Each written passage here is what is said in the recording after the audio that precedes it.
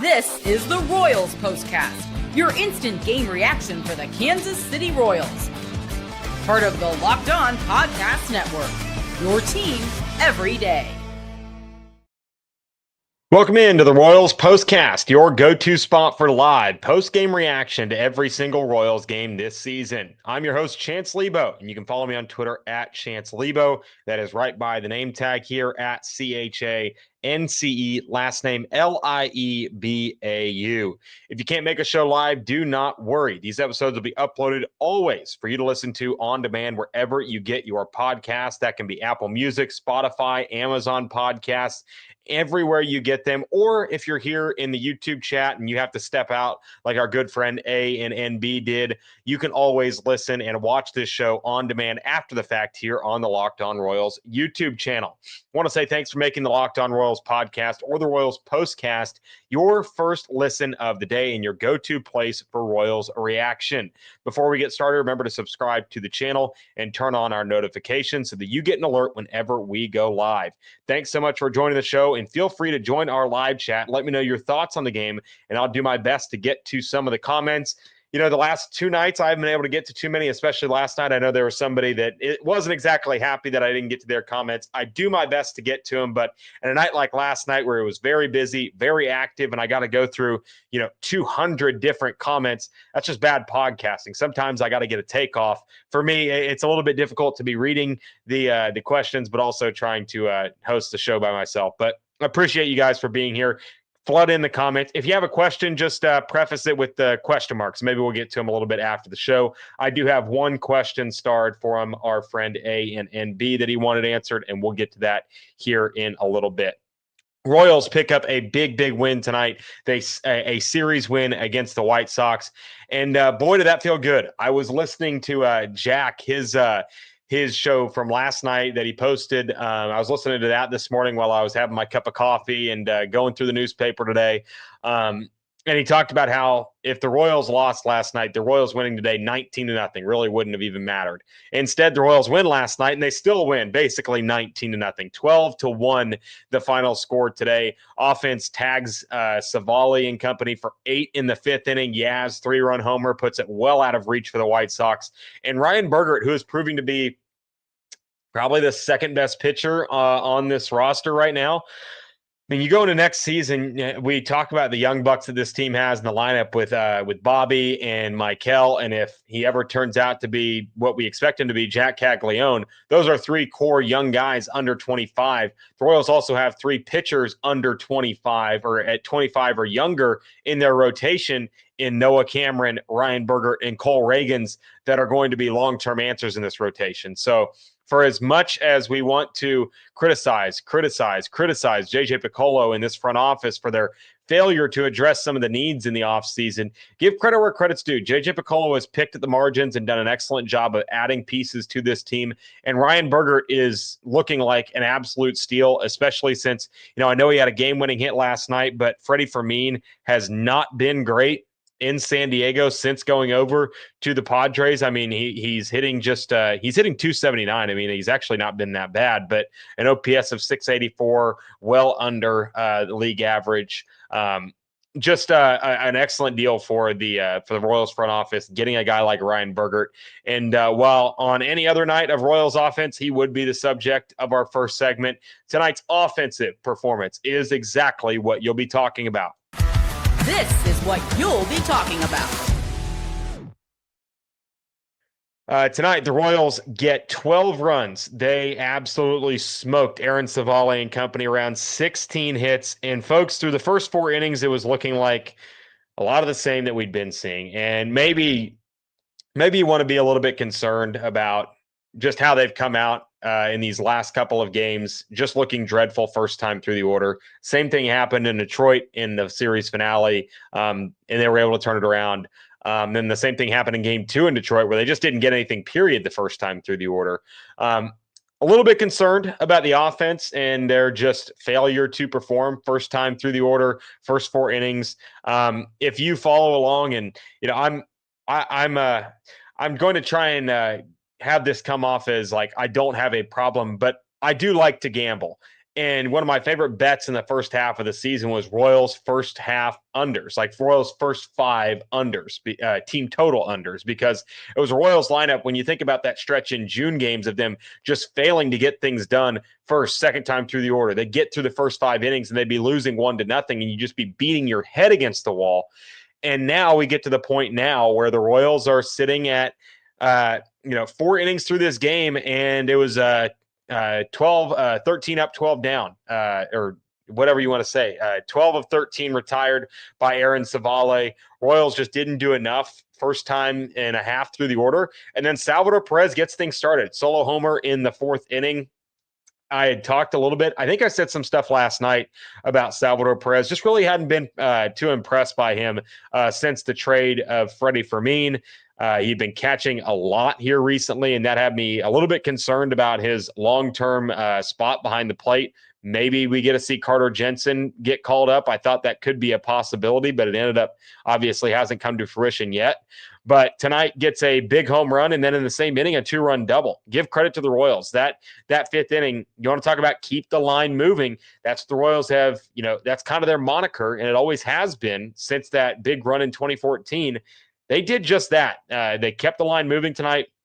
Lots of singles, some doubles mixed in there, good base running, and the Royals get 8 in the 5th. Bobby Witt Jr. I know there's a weird stipulation that Bobby Witt Jr. is not clutch. Bobby Witt Jr. is hitting like above 280, above 290 in high leverage situations, a top 20 hitter in Major League Baseball in those high leverage situations. Obviously had not come through as often as he did last season when he was, basically hitting 350 with runners in scoring position, in an astronomical number. But he gets a big hit tonight with a 2-run single in that 5th inning, and that gave the Royals the lead, and then they kept adding on. And it brings me to a question. A and NB got in here before the show and brought this question to the table. He said he's going to have to watch the postcast on tape delay. He's probably got something else going on, but he brings a question. Please address the offense's inability to add on in later innings, particularly against the low leverage guys in the 8th and the 9th. I don't want to say that they're not doing that tonight. I don't know. And, A and NB, if you get into the chat after, I usually go through the comments after shows. If you're watching this on tape delay after the fact, please let me know if this has anything to do with tonight's game, because tonight the Royals were just going up against position players. And I think there was a discussion about it in the comments before the show even got started about, well, it's just bad etiquette. The baseball is a game of unwritten rules. You don't want to stretch a single to a double. There's a reason Jonathan India didn't tag up on that final play or in that final inning. It was salt in the wound. There was no reason to embarrass the team any more than they already had been. I was perfectly fine with what the Royals had done offensively throughout the final 5 innings, where, they really added on against some of the low leverage guys. And then they had to go to Corey Lee, who threw 2 innings there at the back end. Vasile, you can call him a low leverage guy. He's got a 2.38 ERA this year, and he's a guy that throws a pretty solid fastball. He's given them some really good outings this year.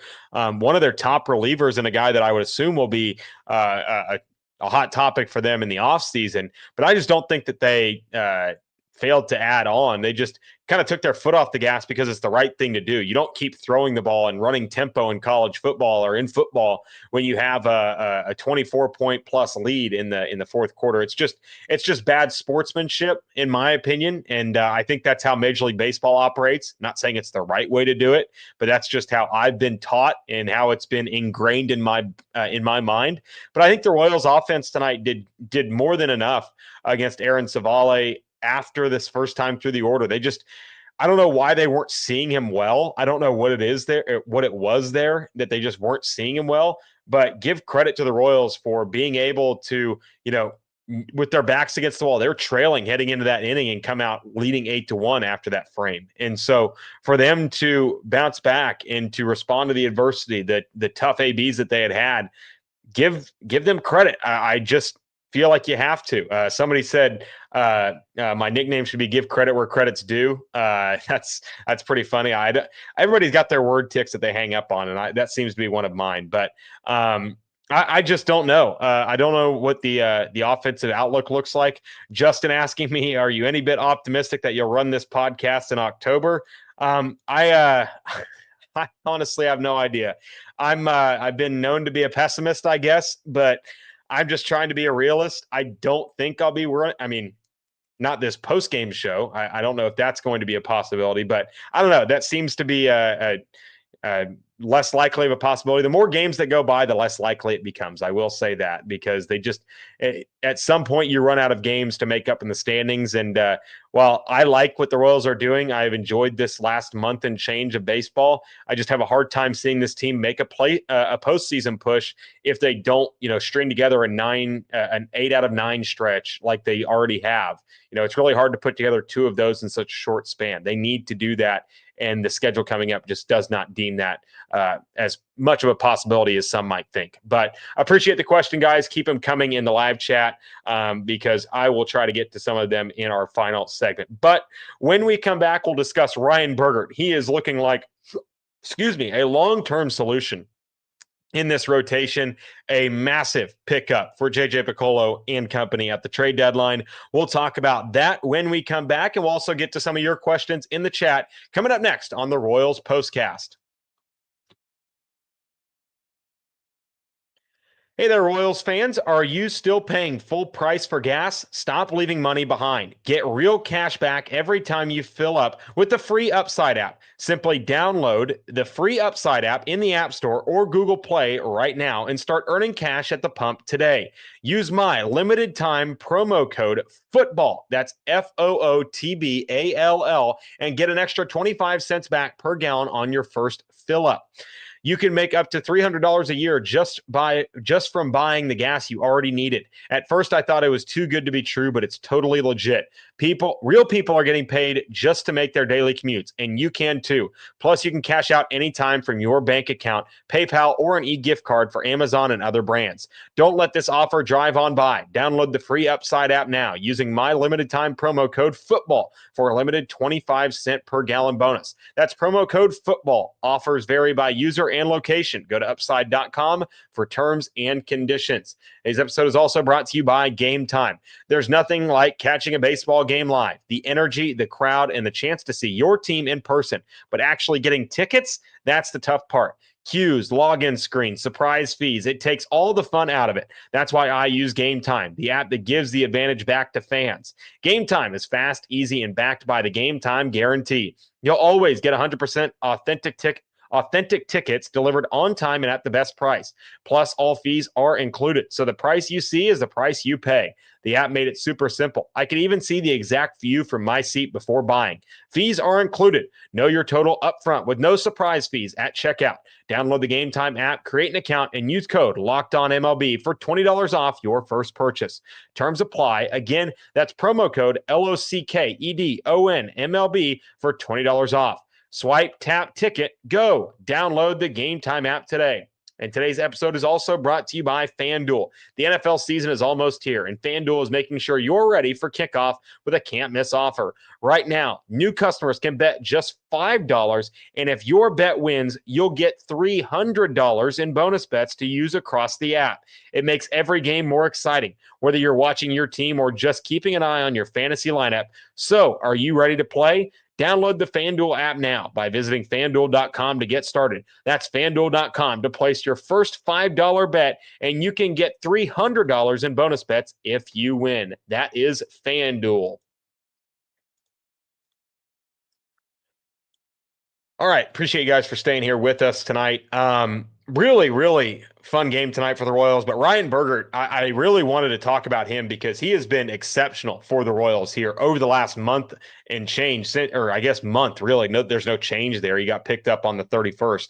He's been fantastic. I mean, Ryan Bergert is a guy, I don't want to call him what they got in Chris Bubich or in Cole Reagans. Cole Reagans was a undisputed, verified ace the moment he stepped on the mound for the Royals. He pitched like it. He had that blowaway stuff. Ryan Bergert is more along the lines of a Chris Bubich, where he does not have overpowering fastball stuff. Cole Reagans does.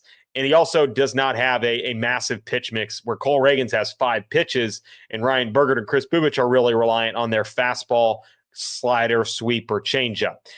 I really like what I've seen from Ryan Bergert through now. I believe that's 5 starts with the Royals for Ryan Bergert. Let me pull it up here. Through 5 starts with the Royals, a 2.54 ERA.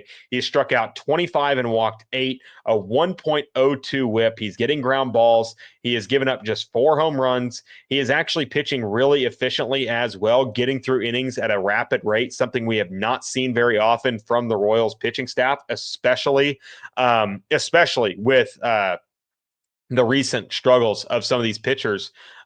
This has been a really tough go for the Royals pitching staff. And the lone bright spot has been Ryan Bergert, who has been in what I would imagine will be the Royals pitcher of the month for the month of August. And for him to do that as a rookie in his first month with the team, I mean, that's Cole Reagan stuff right there. And I really like the stuff that I'm seeing. I think that in Penn next year, you can write down 5 guys that the Royals are going to have in the rotation. It's going to be Bergert. It's going to be Reagans. It's going to be Cameron. It's going to be Lugo. And it's going to be Waka. Those are 5 guys you can write down in Penn. And you even have swing guys that you could use. I mean, Chris Bubich, who knows what his health looks like next season. Michael Lorenzen, Mikey Muscles. You can bring him back next year as a stretch guy, bullpen guy if you need to. There are a lot of options that the Royals have at their disposal in terms of arms. So for them to be as good as they have been in identifying pitching, it really makes the offseason so much easier where you can say, okay, we'll re-sign Johnny Schreiber, and then we will focus our full energy on going out and getting guys at the plate, as Aaron Boone would say, savages in the box. They need that in the lineup. Maybe Jack Caglione develops into that. We've already seen Vinny start to pick up a bit here recently. Michael and Bobby, 2 all-stars. The Royals are going to need 3 to 4 all-star bats in that lineup and then need to fill it to the gills with league average bats and stop banking on this hitting development turning into something that we already know that it's not. The Royals have failed in terms of hitting development over the last, 8 years. Other than Bobby and Vinny, other than Bobby, Vinny, and Michael, who are the success stories for this Royals pitching or hitting development team? There's just not a whole lot. And so they need to absolutely go out and focus every single ounce of their efforts next season this offseason into finding bats that can be more competitive at the plate. Maybe that's re-signing Yaz. Maybe that's bringing back Randall Grichuk on a soft 1-year deal. They need to go out and they need to find guys and stop relying on the minor league system and the minor league development to turn up major league bats because they just don't have that right now. So that would be my take on Ryan Bergert, this pitching staff. They need much better from the lineup. And it feels weird saying that after a 12-1 win, but Ryan Bergert was phenomenal. It's been a really, really rough stretch for Royals pitchers. And what we saw from Ryan Bergert was very, very good tonight. So let's look at the comments because I want to get to some of those before we get out of here. Off day tomorrow. So might as well get your money's worth here in the comments tonight. Curtis saying that the trade for Bergert might have been one of the better trades JJ has done. Oh, man. Rank the trades JJ has made for pitchers. My top 3 in order would be Cole, Ursig, and Bergert. I'd probably put that up there as well. I'd probably put it's interchangeable. I think the Ursig trade was fantastic. They're interchangeable, really. That'd be a great question for Jack in the Royals mailbag, which I'm sure he'll have on Friday. Let's look around here. Any concern with Lugo starting on Friday? Not really. Whatever, man. I don't know. I don't know. I don't know if I can be concerned with him. I really don't. He threw well last time out, but I don't think there's any reason to be concerned, especially against the Tigers, who felt like he pitched well against in his last outing. But then again, or maybe that was 2 outings ago. It was the Rangers outing that he pitched well. So maybe not. And maybe I do have reason to be concerned, but maybe he'll figure some things out. Pitching against the same team twice in a week is a little bit difficult, but maybe he'll be able to adjust a little bit. Kyle, bringing in the moniker. How are you doing tonight, Chance? Give credit where credit is due, Liebau. I'm doing great, Kyle. How are you? Thanks for hopping in the chat tonight. Somebody said A's playoff. I don't know. What is the standings looking like right there? Is that a real take there in the chat? Northern Missouri Outdoors or Obed? Because I actually have money on the A's to finish above their win total. They've won 7 out of 10. Don't hate that. I've already cashed my Braves season win total under. So I do like that. I'm actually in my futures bets for Major League Baseball. Not that anybody cares, but I'm actually raking in the cash right now in Major League Baseball futures. Dean asking, who do you think will be the 5 starters next season? Reagan's, Bergert, not Bubich, Waka, Lugo, and Cameron. I think that's what you have to go into next year with. Maybe you open up with a 6-man rotation with Bubich, but I would imagine it's a 5-man, and Bubich is in the bullpen. There at the end. Northern Missouri Outdoors, should Jensen be the call-up instead of Cags? No, Cags' rehab assignment will be expired on the roster expansion date. So it will be Cags. Parker asking if I have the dog today. He is on his bed right now. He's in a depressed mood. I don't know why. He didn't get to see his friends tonight. Appreciate you guys for bringing in the comments tonight. We have gone well over tonight's allotted time for the postcast, but appreciate you guys for joining us. Justin asking, want to slide some cash? We are a FanDuel sponsored show, folks. I'm going to give you my best bet for tomorrow. My best bet tomorrow is Wisconsin and Miami of Ohio over 40.5. Take that. Tuck yourself into bed with it. That is my bet for tomorrow in college football. I'm a big college football gambler. If you follow me on Twitter at Chance Liebau, I think I'm pointing in the right direction. I tweet out all my college football bets, and I went 7-0 in pick 6 last week on ESPN Wichita. So if you want some winning college football picks, I'm not a one-trick pony. I'm a kind of a sharp college football gambler.